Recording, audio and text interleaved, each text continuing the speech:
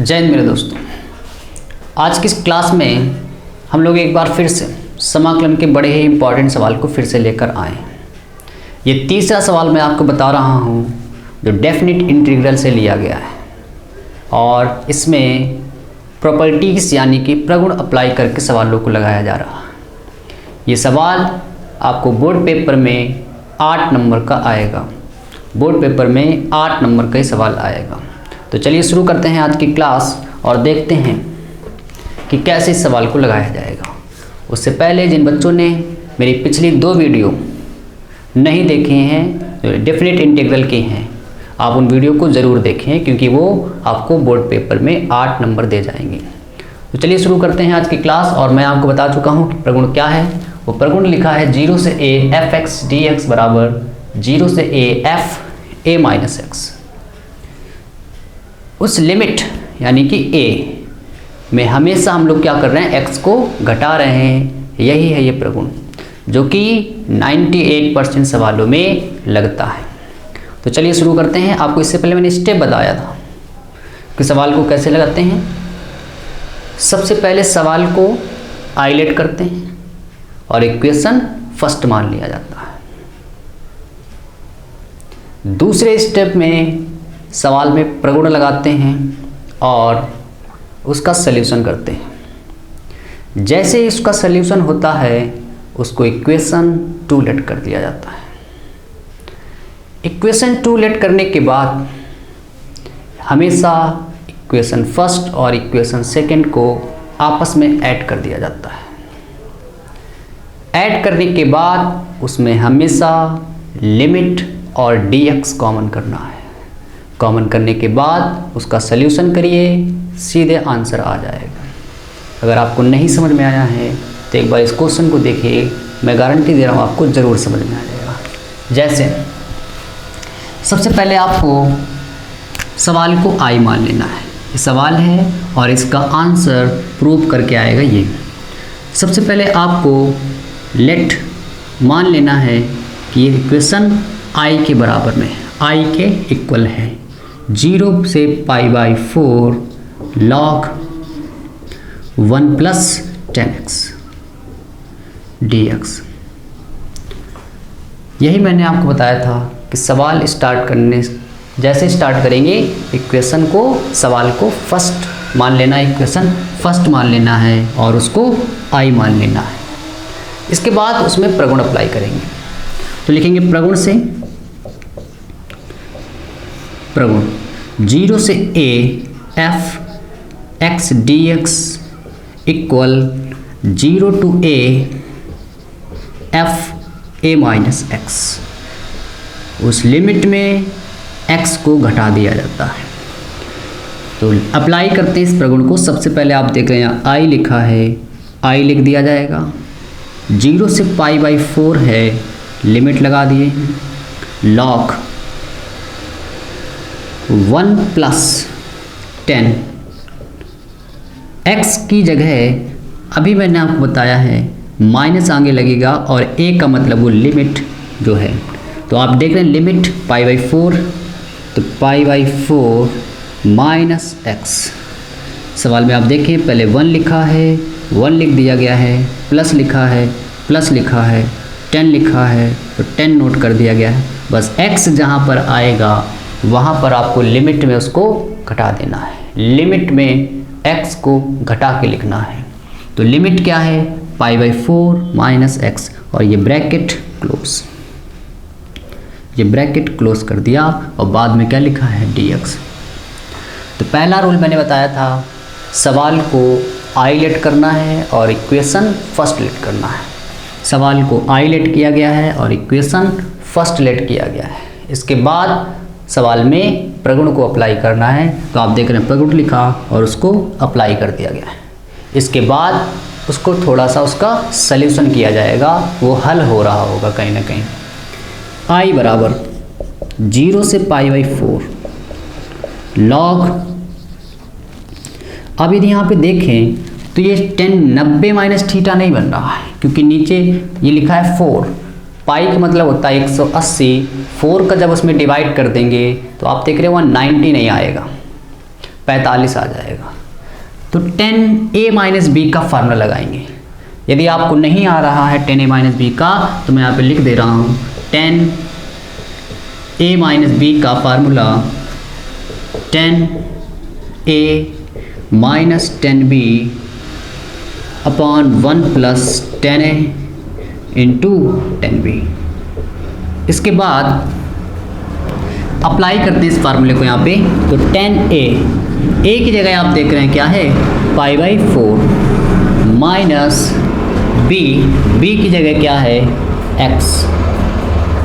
10a minus 10b, बस फ़र्क है कि a की जगह π/4 है और b की जगह x है। तो फार्मूले में आ रहा है 10a means 10 π/4 minus 10b 10x upon 1 plus 10a π/4 into 10b x।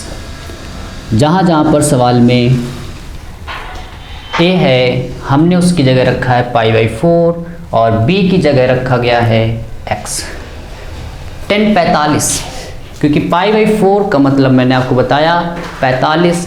कैसे 45 आएगा, आप पाई की जगह 180 रखिए और उसमें 4 से डिवाइड करिए। जैसे ही आप 180 में 4 का डिवाइड करेंगे आप तुरंत पाएंगे कि वहाँ पर 45 लिखा हुआ है। 1045 की जो वैल्यू है वो 1 है। i बराबर 0 से π/4, i बराबर 0 से π/4 log 1 प्लस 1045 की वैल्यू होती है 1 minus 10x upon 1 plus 10x। कैसे हुई ये लाइन समझते एक बार। 1045 की वैल्यू मेरे दोस्तों 1 होती है, तो जहाँ पर 1045 लिखा है वहाँ पर 1 लिख दिया गया है। आप देख रहे थे यहाँ पर 1045 है, इसकी जगह आप 1 रखेंगे और 1 का मल्टीप्लाई जैसे ही आप 10x से करेंगे तो आप पाएंगे वहाँ पर 10x। तो आप देख रहे हैं यहाँ पर 10x लिखा है। इसके बाद इसमें एलसीएम लेंगे, क्रॉस मल्टीप्लिकेशन कराएंगे। तो इसके नीचे आप 1 लिख लें।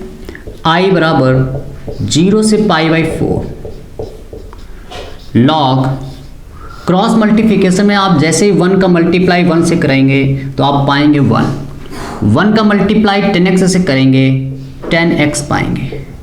1 का मल्टीप्लाई 1 से 1, बीच में लगा है माइनस, 1 का मल्टीप्लाई 10x से तो 10x divided by 1 plus 10x। हर में जो लिखा था उसको लिख दिया गया। आप देख रहे हैं ये 10x प्लस का है और ये वाला 10x माइनस का है, आपस में कैंसिल हो जाएंगे। तो minus 10x plus 10x cancel हो गए।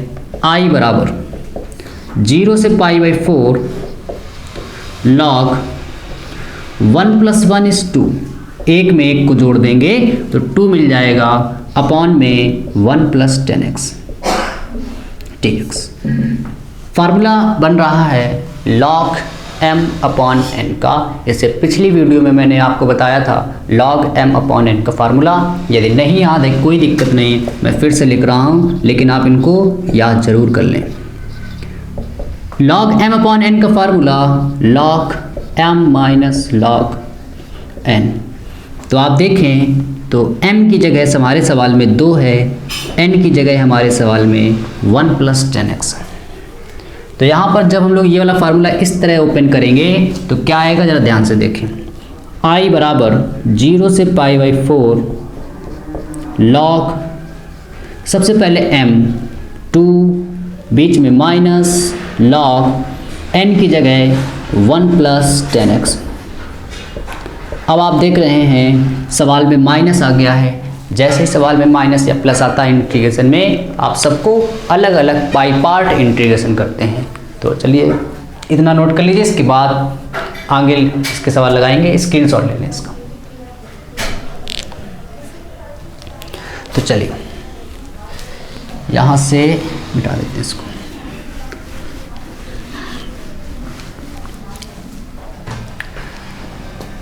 i बराबर 0 से π/4 0 से π/4 log 2 dx माइनस 0 से π/4 log 1 + 10x dx। सबके अलग अलग करके हम लोग इंटीग्रेशन कर रहे हैं। यदि आप बच्चों ध्यान से देखें आप, तो ये जो चीज़ है ये हमारा वापस सवाल आ रहा है, ये i था। तो आप देखें अगर ये सवाल में क्या था, i था, i बराबर आप देख रहे हैं log 2 में कहीं पर भी आपको x नज़र नहीं आ रहा होगा, log 2 में कहीं पर भी x नज़र नहीं आ रहा है। ऐसी वैल्यू को हम लोग कहते हैं कांस्टेंट वैल्यू, और कांस्टेंट वैल्यू हमेशा इंटीग्रेशन के बाहर लिखी जाएगी। तो log 2 हम लोगों ने बाहर किया, जब log 2 बाहर हो गया तो मेरे दोस्तों वहाँ पे 1 बच रहा है। और ये जो चीज़ है आप देख रहे हैं ये क्या है, i। आप देख लें पूरा सवाल हम लोगों ने यहीं से करना स्टार्ट किया था। ये चीज़ क्या है, i, जो कि सेम यहाँ पर नज़र आ रही, तो इसकी जगह क्या लिख दिया जाएगा, i।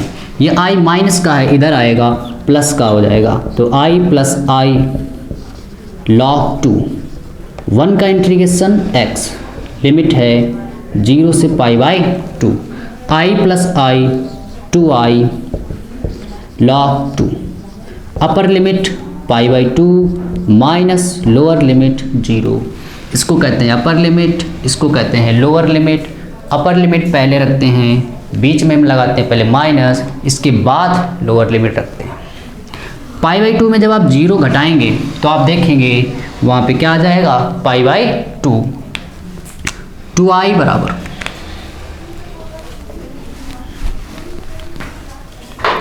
2i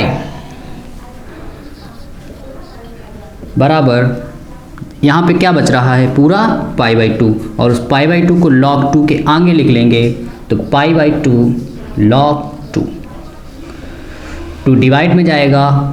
और ये पहले सॉरी आप देख रहे हैं यहाँ पर लिमिट जो है शायद बिल्कुल π/4 है, यस π/4 लिमिट थी, आप देखें या बिल्कुल π/4 लिमिट थी। तो π/4 अपर लिमिट क्या है, π/4 अपर लिमिट है π/4, तो क्या आएगा यहाँ पे π/4। 2 × में है, उधर जाएगा डिवाइड में, 4 पहले से लिखा है। 4 का गुणा जब आप 2 से करा देंगे तो मेरे दोस्तों 8 आ जाएगा, यानी कि π/8 log 2। i की वैल्यू पुट कर दीजिए। i क्या था हमारा सवाल, जो कि लिखा है 0 से π/2 log 1 + 10x dx बराबर π/8 log 2। यही हमारा आंसर है, आप देख लीजिए। तो उम्मीद कर रहा हूँ आपको बिल्कुल पूरी तरह समझ में आ गया होगा। फिर भी यदि आपको कहीं पर दिक्कत है तो आप कमेंट कीजिए, अगली वीडियो में उस समस्या को ज़रूर दूर करूँगा। चलिए आज के लिए इतना ही, मिलते हैं अगली वीडियो में। जय हिंद।